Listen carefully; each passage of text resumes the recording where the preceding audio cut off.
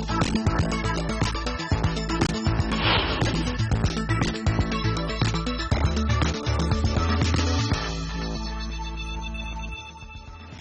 evening. Welcome to Markets Today. I'm Sonia Shenoy, and in the studio with me is Surbhi Upadhyay. Surbhi, hi. Good evening. It was an interesting day, very volatile. So at one point, the Nifty went all the way to 88.70, but then came off quite quickly and closed flat. That last half an hour proved to be a little dramatic. Suddenly, all whatever little momentum or gains were there, we kind of lost all that. But there's lots to talk about over the next half an hour. Let's start with the headlines. Quiet start to the week on Dalal Street. Markets lose momentum in the last half an hour of trade. The Nifty ends flat with a gain of just 4 points. The Sensex is up 40 points. Midcaps trail blue chips today with the Midcap index down 0.2%. In macro data, the January WPI inflation continues to soften, coming in at minus 0.39% versus a growth of 0.11% in December. Core inflation falls to 0.88% versus 1.3%. Manufacturing and fuel components decline. However, food articles see a spike today. A day of big corporate moves. Suzlon hits upper circuit after Dilip Sanghvi family and associates pick up 23% stake in the company for 1,800 crore rupees. Meanwhile, Infosys ends lower after it acquires automation company Panaya for $200 million. And it's a good day for mid-cap realty stocks. Orbit Corp, HDIL and Unitech surge between 7 to 11% on good earnings. Gammon Infra also gained 7% as results beat street estimates. Meanwhile, Sunflag Iron and Steel closes higher after winning the Belgaum coal block. All right, those were all the top headlines, but here are the experts that we have lined up for you on the show in the next half an hour. Market perspective from Saurabh Mukherjee of Ambit Capital. Sudarshan Sukhani, as always, will join in to talk about the technicals, and we'll also tell you what experts have made of the macro data that was released earlier today. All right, so all that opinion coming your way, but let's start with the action itself first. It was a green day on Dalal Street for the 5th straight session, but most of those gains were completely pared down in the last few minutes of trade due to some selling pressure coming in. We have Anuj now joining in with a wrap of the day's highlights. Anuj, what did you make of this last half an hour selling?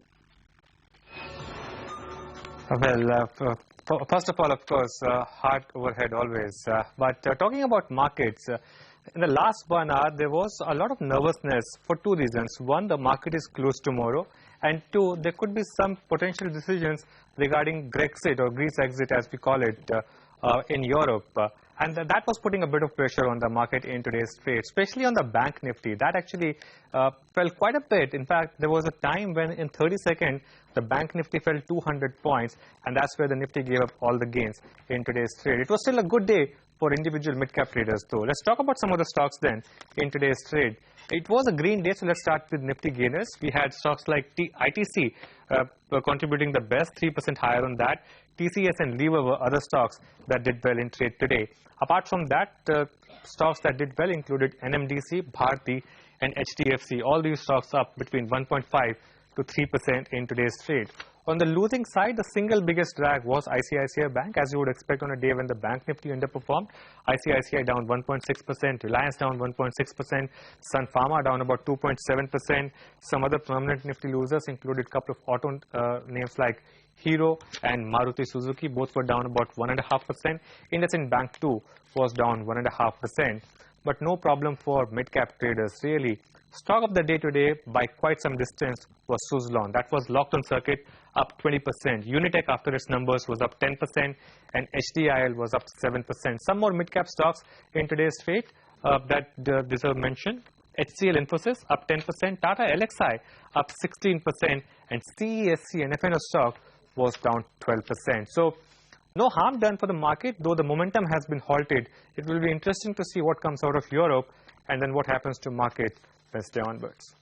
All right, Anuj, thanks for that. So no harm done for the market. But as Saurabh Mukherjee of Ambit Capital was telling us earlier in the day, we did see today a lot of FMCG and IT names see a pickup. So now perhaps there will be a move away from cyclicals and into defensive names. And that's pretty much what we saw today. So names like ITC, HUL, TCS, etc., Asian Paints were all stocks that gained about 1 to 3% and that's where most of the momentum today. In fact, ITC was your big gainer, up almost about 3%. But talking about opinion coming in from Ambit Capital, Saurabh Mukherjee told us that there will be a degree of optimism in the market ahead of the budget, and India still remains a long-term buy.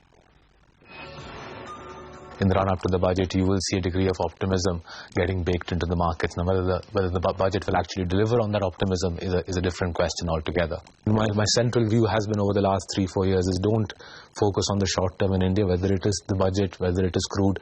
There's enough money to be made in our country by just buying sensible investments with a long-term perspective, rather than agonizing too much about things like the budget or crude prices.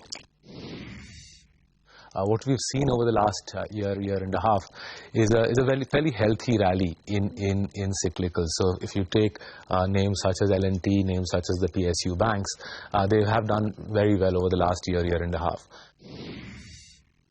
My sense is it does make sense to now start throttling back towards smaller cap cyclicals, and it makes sense to increase your weightage towards FMCG, pharma, and IT. So till last week, we had something like 80% of our portfolio in cyclicals. We did a pullback last week. We've reduced the weightage of cyclicals in our portfolio to 70%. And just to put this in perspective, till 6 months ago, we had 90% of our portfolio in cyclicals. So a pullback from cyclicals, which was 90% 6 months ago, 80% 10 days ago, is now down to 70%. All right, that's view coming in from Ambit Capital. Let's now move to all the futures and options action today. Nigel has the lowdown. Nigel. Well, in the final hour of trade, the Nifty gave up close to around 30-40 points from the highs of the day, and that was a tad bit disconcerting.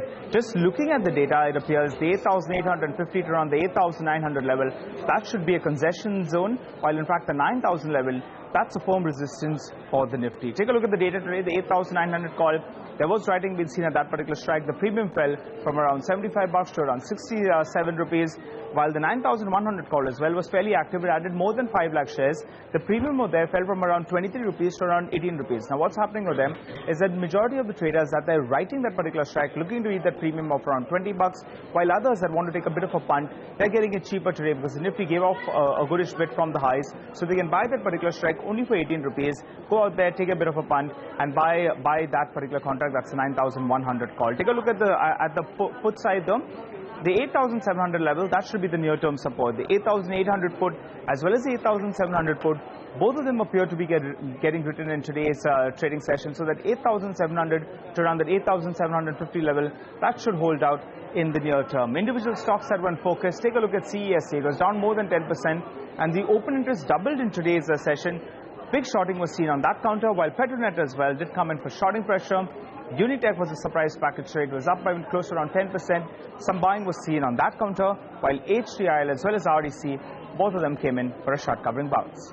All right, Nigel, thanks for that. Now, the big story from Dalal Street, renewable energy player Suzlon shares soared in trade today after getting a vote of confidence from India's second richest man, Dilip Shanghvi. Now, the Sun Pharma promoter is set to invest 1,800 crore rupees in Suzlon Energy through Dilip Shanghvi Family and Associates, or DSA as it is called. Pragya joins us now with more on that. Pragya, take us through the fine print. Well, it seems the market has taken this news very positively, with the stock hitting an upper circuit in today's trade. The news, of course, is that Dilip Shanghvi promoted the Dilip Shanghvi Family and Associates, or DSA, will put in an equity investment of 1,800 crores in Suzlon. This will be via a preferential allotment of 100 crore new shares. Since they are only a strategic investor, their overall holding in the company will stand at roughly about 23%, while the current shareholding of the Gandhi family will come down from 31% down to about 24%. The reason why the companies have entered into this arrangement is to focus and bet big on the Indian renewable energy market. The arrangement with DSA will provide working capital facilities to Suzlon and give some credit enhancement facilities for some additional project-specific issues, and give some relief to the vendors as well. The first project that they work on will be an equal JV on a wind farm project worth about 450 megawatt.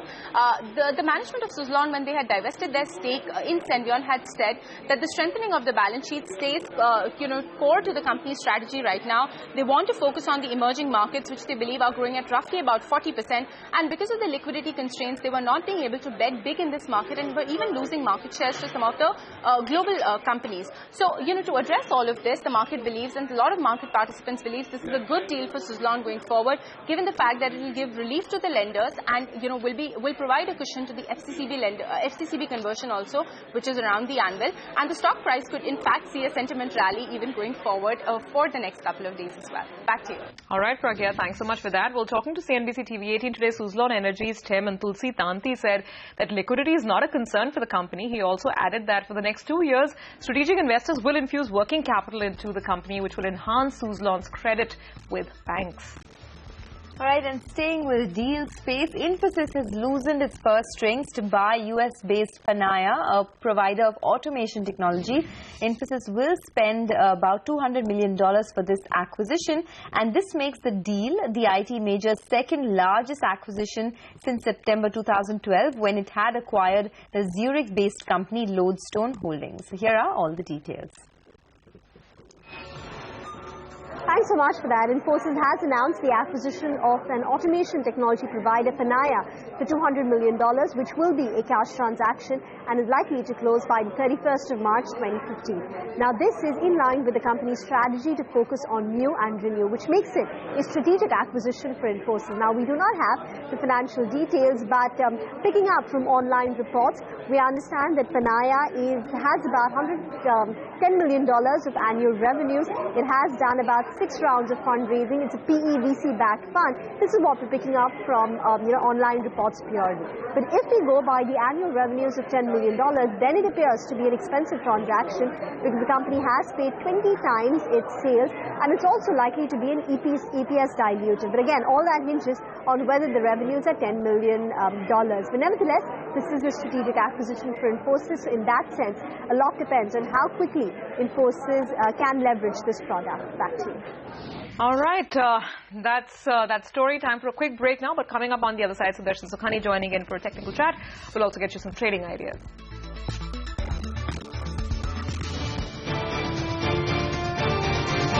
Aditya Birla Group presents Budget 2015, the Make in India Budget.